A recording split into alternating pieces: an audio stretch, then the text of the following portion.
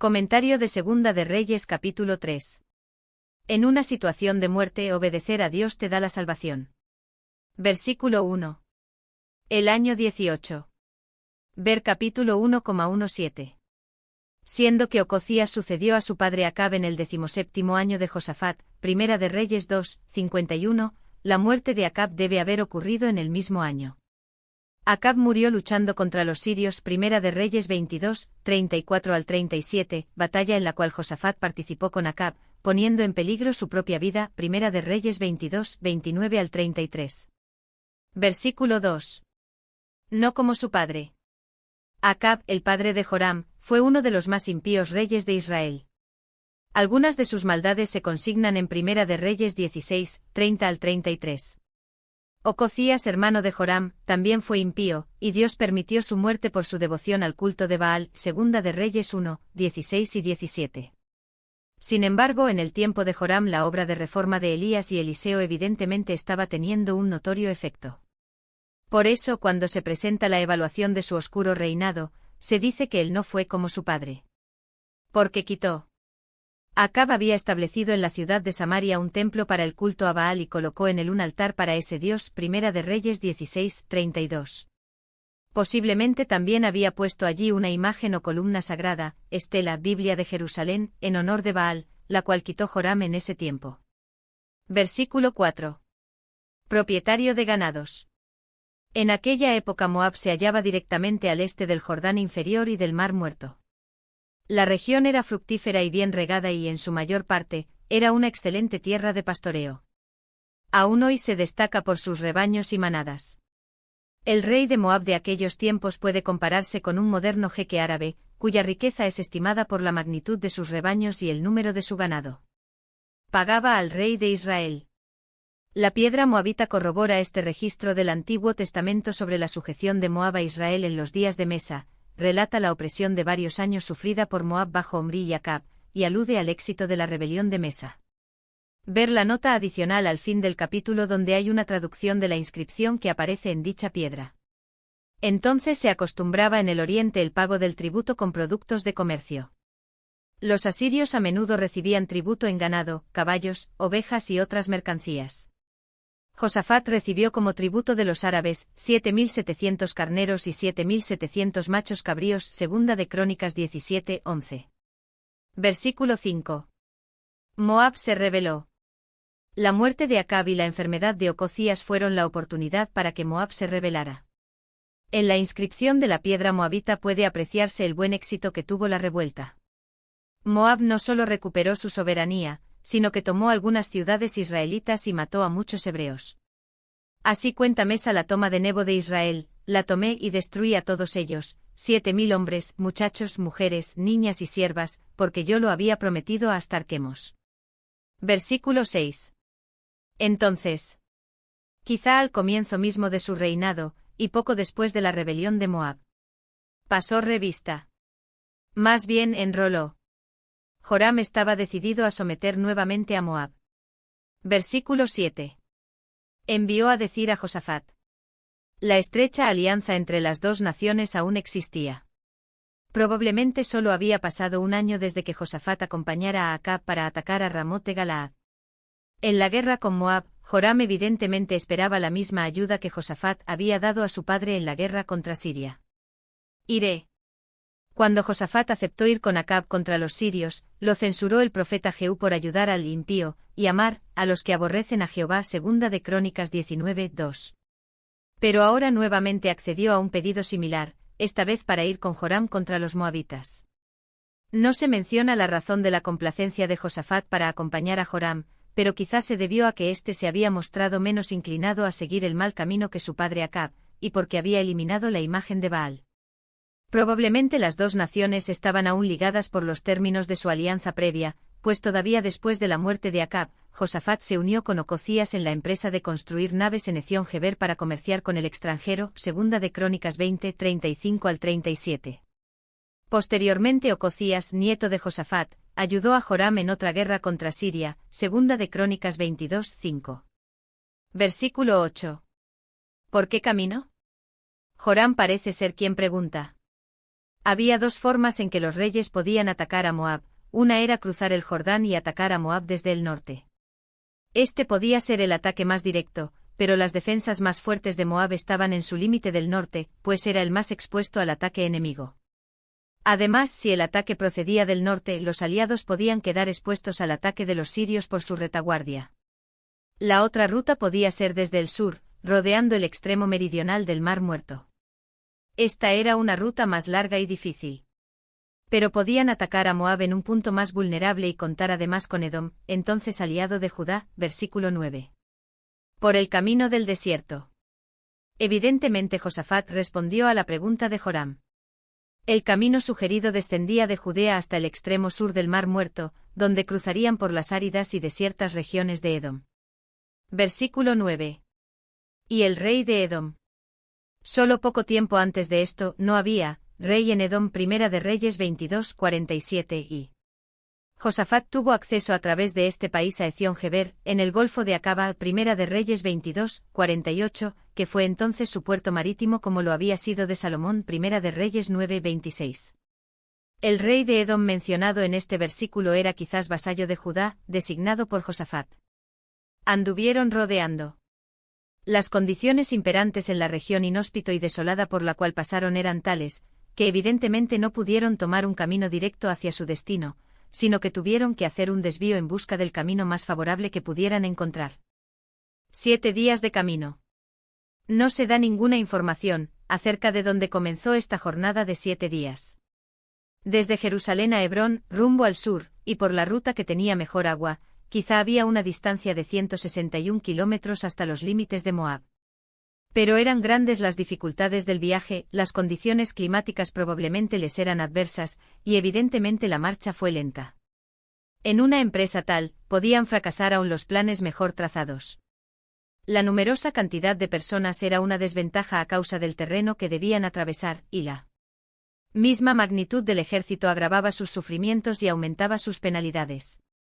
Faltó agua. Aun en el mejor de los casos, el agua es escasa en esas regiones del desierto meridional. Sin duda habían elegido un camino donde esperaban encontrar la mayor cantidad posible de agua, pero aun los arroyos que normalmente se esperaba que corriesen, podían secarse en esa árida región. Las bestias. Bestias de carga. Biblia de Jerusalén. Tenían animales para alimentarse y también de carga. Versículo 17. Un ejército que iba a una zona donde se esperaba que abundara el ganado, como en Moab, quizá no se habría sobrecargado llevando muchos animales como alimento. Pero sí se necesitaban bestias de carga. Versículo 10. Ha llamado Jehová. Cuando el ejército encontró dificultades, Joram estuvo dispuesto a echar la culpa al Señor. Él mismo había hecho los planes de esa campaña, y el Señor muy poco tenía que ver con ella, pero emprendió la expedición, y al encontrarse en grandes aprietos Joram procuró culpar al Señor. Para entregarlos. Después de sufrir calor y cansancio en el desierto, el ejército llegó a un lugar donde acampar. Allí esperaban encontrar agua, pero descubrieron que no había. Estaban cansados, sedientos y exhaustos por la marcha. Ni ellos ni sus bestias de carga podían proseguir sin agua. Estaban desanimados y descorazonados. Delante de ellos estaban las huestes de Moab, ahora tal vez prevenidas, alerta, en plena posesión de sus recursos y listas para el ataque. A Joram le parecía desesperada la situación, y estuvo listo para acusar al Señor de haber reunido los ejércitos de 3 naciones para entregarlos en manos de Moab. La verdadera fe en Dios nunca cede ante la desesperación, pero Joram no había aprendido las lecciones del significado de la fe, y no conocía bien a Dios. La incredulidad no tiene recursos para una hora de dificultad como esa, ni consuelo para los dolientes, ni fortaleza para los desanimados. Versículo 11. Josafat dijo. Joram estaba abatido, pero no Josafat. El rey de Israel dependía de sí mismo, pero el de Judá confiaba en Jehová y en la fortaleza que sabía que podía encontrar en él. Joram culpó a Dios por lo que pensó que era un desastre irremediable. Josafat vio más allá de las dificultades del momento, y halló consuelo y esperanza en el Señor. Profeta.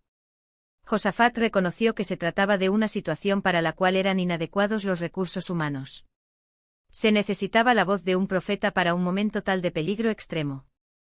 Solo un mensaje divino podía dar el consejo y la conducción que señalaran la vía de salida de ese valle de muerte. Para que consultemos. Toda persona puede orar y consultar al Señor, pero Él determina la manera en que dará su respuesta. En su sabiduría y providencia, Dios ha elegido dar mensajes de luz, vida y esperanza a los suyos mediante sus mensajeros los profetas. Para el que quiera escuchar esos mensajes se abre un camino de luz y alegría, para el que rehúsa prestarles atención, tan solo hay oscuridad, derrota y desesperación. Uno de los siervos del rey de Israel. No sabemos cuán encumbrado o cuán humilde era el siervo que indicó dónde podía encontrarse al hombre que se necesitaba tan desesperadamente en esa hora crítica. El cargo significaba poco en un momento como ese. Se necesitaba un profeta, y fue un siervo el que sabía dónde se lo podía encontrar. Con mucha frecuencia en la causa del Señor es un individuo humilde quien da la sugestión que finalmente conduce a la más grande de las victorias. Dios obra por medio de cualquier persona que se rinde para cumplir el mandato divino, no importa cuán baja sea la estima terrenal en que se la tenga. Aquí está Eliseo. Eliseo estaba allí, aunque es evidente que Joram lo ignoraba, pero el siervo y Dios lo sabían. Nunca hay crisis para el Señor. Él previó este apremio y por eso su siervo estaba disponible para dar la luz necesaria en el momento en que se la necesitaba con tanta desesperación. Que servía a Elías. Que vertía el agua en manos de Elías BJ. Este interesante detalle revela uno de los menesteres que Eliseo solía efectuar mientras servía al anciano profeta. Eliseo había cumplido bien las tareas humildes que le habían sido confiadas, y ahora el Señor le asignó responsabilidades de suma importancia. La costumbre de verter agua en las manos de alguien como una señal de servicio prevalece aún hoy día en el cercano Oriente.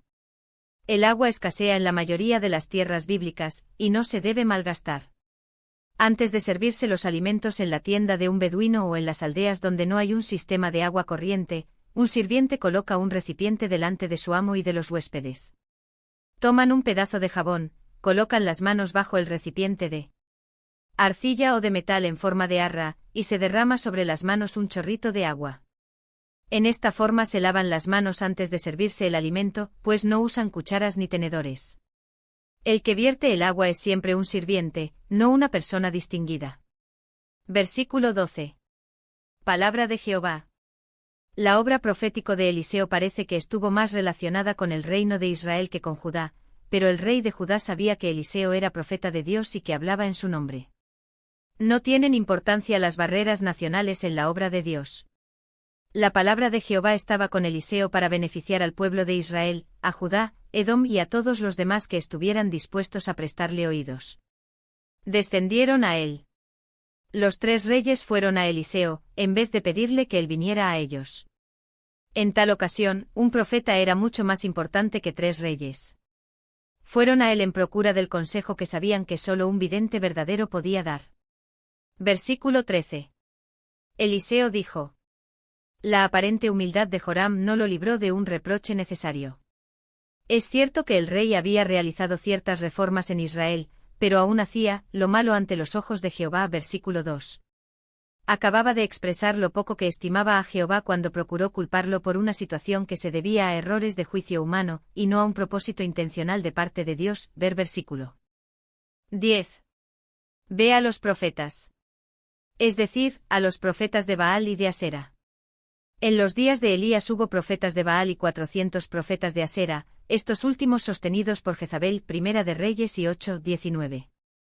Cuando Acab comenzó su guerra contra los sirios para recobrar a Ramot de Galaad, consultó a sus 400 profetas de la corte, un grupo de hombres que pretendían hablar en el nombre de Jehová. Primera de Reyes 22:6 y 11. Sin embargo, estaban en una muy diferente categoría que los verdaderos profetas, reconocidos por el rey de Judá. Primera de Reyes 22:7 y 8. Aunque Joram había realizado ciertas reformas religiosas al eliminar la estatua, o estela, de Baal que su padre había hecho. Segunda de Reyes 3:2, aún estaba muy lejos de aceptar plenamente el culto de Jehová o de comprender su verdadera naturaleza y sus propósitos. Por eso Eliseo reprochó públicamente al rey de Israel por su falta de confianza en el verdadero Dios, y por acusarlo falsamente. Versículo 10. Versículo 14. Jehová de los ejércitos.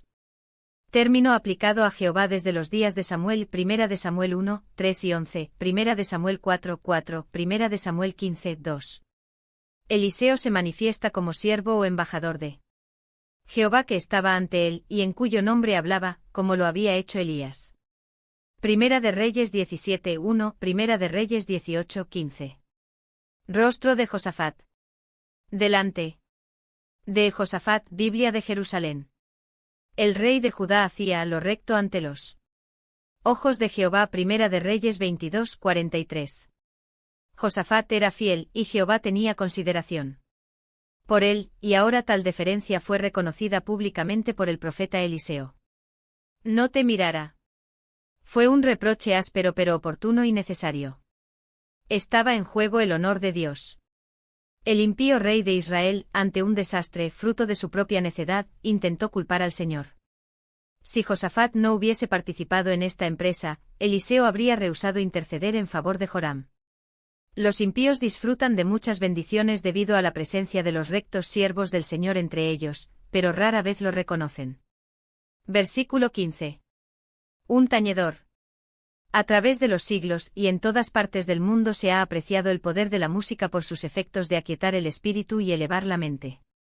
Hay pocos recursos más eficaces que la música apropiada para elevar el alma por encima de las cosas terrenales a la atmósfera del cielo. Tiene poder para dar vida al pensamiento, desterrar la melancolía, estimular el valor, calmar el espíritu irritado y crear una atmósfera de paz, gozo y esperanza. Vino sobre Eliseo. El pueblo de Dios no comprende como debiera el valor de la música para despejar el cansancio, apartar las influencias de los ángeles malos o elevar el alma por encima de los cuidados, las dudas, la ira, la amargura y el temor. Si se cantaran más himnos sagrados en el hogar, el taller o la escuela, los hijos de Dios se unirían más entre sí y se acercarían más a Dios. Sin embargo, sería un error pensar que los profetas acostumbraban recurrir a la música antes que profetizar. El hecho de que en los días de Saúl un grupo de profetas tuviera diversos instrumentos musicales, Primera de Samuel 10:5, solo indica que se apreciaba la música en los días de los profetas, y que ellos la empleaban como debieran hacerlo todos los hijos de Dios, para inspirar y elevar el alma y los pensamientos a temas más elevados y más nobles. Jesús reconoció el valor del canto, deseado de todas las gentes. Página 54. Versículo 16. Haced en este valle. Con frecuencia Dios prefiere obrar por medio de instrumentos humanos, y permite que éstos hagan ciertas cosas por sí mismos. La orden de hacer esos estanques, o zanjas, Biblia de Jerusalén, era una prueba de fe, y la obediencia a ese mandato demostraba sumisión a la voluntad divina. El poder de Dios es capaz de hacer brotar arroyos en el desierto y de hacer florecer la soledad como un rosal. Así también cuando se permite que el Espíritu de Dios penetre en el corazón, la vida, que una vez fue estéril, fructifica en obras de amor. Sin embargo, uno tiene que realizar su parte en la preparación del camino para la recepción del Espíritu de Dios. Versículo 17. No veréis viento. La razón por la cual Dios dispone los acontecimientos en determinada forma no siempre puede ser perceptible. Dios podía haber provocado fácilmente una tempestad y un aguacero y proporcionarles el agua necesaria, pero prefirió no traer agua de esa forma. Si lo hubiese hecho así, los moabitas podrían haber pensado que los estanques se habían llenado con agua y no con sangre, y no se habría ganado la victoria sobre Moab. Versículo 18. Cosa ligera. Las cosas imposibles para el ser humano son nada para el Señor. El recibir agua sería considerado por Israel como un milagro bastante grande en sí mismo, pero Dios quería ir más lejos, y hacer que el agua cumpliera un doble propósito: salvar la vida de los israelitas y proporcionarles un medio para derrotar en forma notable al enemigo. En vuestras manos. A Joram le parecía que Dios entregaría a Israel en manos de Moab, y por eso había clamado, ver versículo 10. Ahora se vería que lo opuesto era la verdad: Dios entregaría a Moab en manos de Israel. Versículo 19. Toda ciudad fortificada. Las ciudades fortificadas de Moab no serían una defensa contra las huestes de Israel, sino que caerían ante ellas. Tal haréis. Se ha pensado a veces que al proceder así, Israel iba en contra de las instrucciones dadas en Deuteronomio 20, 19 y 20. Pero Moisés se refería a las ciudades sitiadas en el tiempo de la conquista, y la razón que se daba para no cortar los árboles era que Israel pudiera comer de su fruto. Esa medida significaba prudencia, más bien que misericordia, porque Israel debía ocupar el territorio, y si cortaban los árboles frutales, solo se harían daño a sí mismos. Cegaréis todas las fuentes. Cegar las fuentes era una práctica común en las guerras del Antiguo Oriente. En los días de Isaac, los filisteos cegaron los pozos que había cavado Abraham, Génesis 26, 15 al 18. Con piedras. Debían arrojar tantas piedras sobre la tierra que la hicieran inútil para el cultivo. Versículo 20. Cuando se ofrece el sacrificio. Quizá esto se refiera a la hora cuando se ofrecía el holocausto diario. Véase Primera de Reyes 18, 29 y 36, donde se señala la hora con una alusión similar al servicio del templo. El sacrificio matutino tal vez se ofrecía aproximadamente al salir el sol, al despuntar el día, ver Levítico 16, 4. Camino de Edom. El relato no revela cómo vino el agua desde Edom, pero no deja duda de que no brotó de la tierra. Versículo 21. Los de Moab oyeron. Aquí el autor retrocede cronológicamente para explicar cómo se habían reunido los moabitas para la batalla tan pronto como les llegó la noticia de la venida de los reyes. Los que apenas podían. Es decir, toda la población masculina capaz de luchar, desde los más jóvenes hasta los más viejos. Fue un reclutamiento general de todos los que podían llevar espada. Versículo 23. Ha dado muerte. La amistad entre los pueblos de Palestina no era siempre firme, y las alianzas no duraban mucho tiempo. Los confederados de diferentes razas podían caer en diferencias mutuas y volverse el uno contra el otro. En vista de los recelos recíprocos que existían entre Judá, Israel y Edom, le pareció posible a Moab que hubieran luchado entre sí los tres reyes que se habían preparado para atacarlo. Moab al botín. Creyendo que sus enemigos se habían destruido mutuamente, los moabitas avanzaron deseosos de recoger los despojos. Probablemente ya no eran más un ejército disciplinado, sino una turba alborotada y desordenada que solo pensaba en despojar a los cadáveres. Versículo 24. Matando a los de Moab. Como no estaban preparados para la batalla, los moabitas cayeron como una presa fácil frente a sus enemigos. Ante una resistencia pequeña o nula, avanzaron las fuerzas aliadas teniendo delante de sí toda la tierra de Moab a su disposición. Versículo 25. Asolaron las ciudades. El relato describe una total y humillante derrota de Moab. Ni aun las ciudades amuralladas pudieron resistir a los victoriosos invasores. Cada uno su piedra. Al preparar la tierra para su cultivo, primero era necesario limpiarla de piedras. Las piedras que habían sido eliminadas, otra vez fueron arrojadas sobre el campo por los invasores, dejando con cada agricultor la difícil tarea de limpiar de nuevo su campo. Kir-Hareset. Se cree que sea Kir-Hareset, Isaías 16, 11 y Kir-Hares, Jeremías 48, 31 y 36, y también probablemente Kir de Moab, Isaías 15, 1. Su nombre moderno es el Kerak. Esta ciudad era la importante fortaleza de Moab, ubicada en una posición estratégica en la altiplanicie inmediatamente al este de la parte meridional del Mar Muerto, que controlaba la ruta comercial al Mar Rojo. Estaba construida en la cima de un empinado monte rodeado por todos lados por un profundo y angosto valle, el que a su vez estaba completamente circundado por un anillo de montañas más elevadas que la ciudad. Se creía que la fortaleza era virtualmente inexpugnable. En el tiempo de las cruzadas fue un lugar muy importante. Los cruzados debieron desplegar heroicos esfuerzos para capturarla. Esta fortaleza es la construcción más grande de su especie que existe aún, y todavía se usa. Honderos la rodearon. Es evidente que los honderos encontraron posiciones en las montañas que rodeaban la ciudad, desde donde podían arrojarle piedras. Versículo 26. Era vencido. Aun estando en esta gran fortaleza, Mesa comprendió que había sido derrotado. Para atacar. Para abrir brecha a BJ. Se hizo una tentativa para romper el cerco haciendo una salida por el lugar donde estaba el rey de Edom, pero sin éxito. Versículo 27. Lo ofreció. El rey de Moab ofreció al heredero al trono como sacrificio, indudablemente en un esfuerzo para apaciguar a Quemos, el dios nacional, ver versículo 5. Esperaba que con este sacrificio lograría el favor de Quemos y su ayuda contra los atacantes. Los sacrificios humanos eran una de las abominaciones de las religiones de Palestina. Sobre el muro. Probablemente ante la vista de los sitiadores, con la esperanza de infundirles terror. Con este sacrificio que los moabitas pensaban que Quemos tenía que aceptar, evidentemente esperaban suscitar los temores supersticiosos de los atacantes. Enojo. Cólera, Biblia de Jerusalén.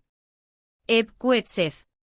Esta palabra generalmente se usa aunque no siempre para describir el desagrado de Dios, ver Números 1, 53, Números 18, 5, Josué 9. 20, Josué 22, 20, Primera de Crónicas 27, 24, Segunda de Crónicas 19, 10, Segunda de Crónicas 24, 18, pero difícilmente se puede entender ahora así, pues no se menciona ninguna falta específica de Israel. Pero Kuetsef y su verbo de la misma raíz, atsaf, también se emplean para indicar la ira humana. La naturaleza exacta de este enojo o indignación contra Israel no se describe, y no se revelan los detalles de la forma en que influyó contra los israelitas.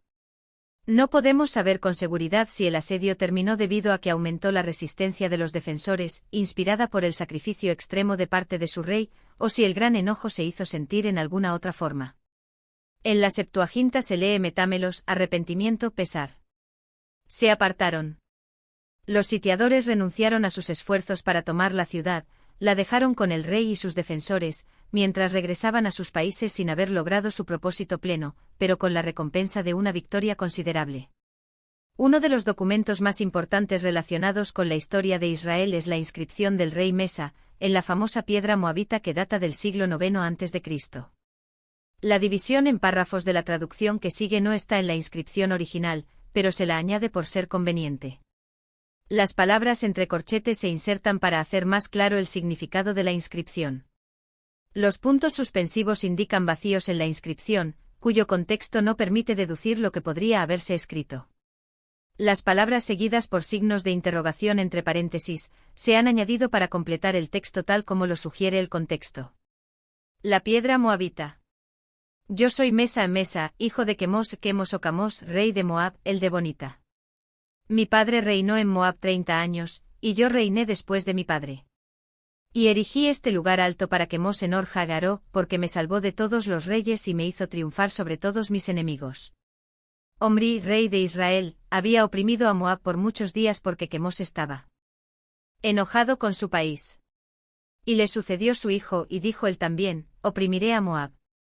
En mis días él habló así, pero he triunfado sobre él y sobre su casa, e Israel ha perecido para siempre.